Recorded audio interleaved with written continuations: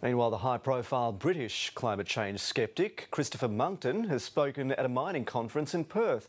Lord Monckton made headlines in Australia when he compared the government's climate change advisor, Professor Ross Garnaut, to a fascist.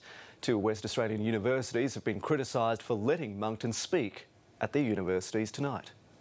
Let's look now at the Intergovernmental Panel on Climate Change, which is the UN body which has produced 4 major assessment reports, on the basis of which there are people who say the science is settled and it's all over bar the closing down of the West. Now, in 1995, the IPCC produced its second assessment report, saying 5 times, as it had in the first, that there is no discernible human effect on global temperature or global climate. A rather startling thing to say, given the consensus as it is presented to us today. Here is one of those quotations.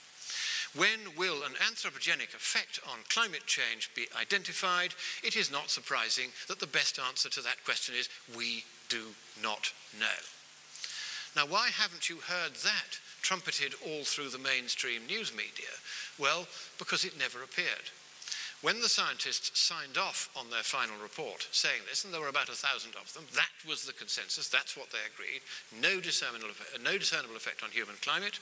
This is what the IPCC actually published. The body of evidence now points to a discernible human influence on global climate, the precise opposite. As you can see, the consensus no longer agrees with itself, and this consensus, in fact, is the consensus of one man. Christopher Monckton speaking in Perth as the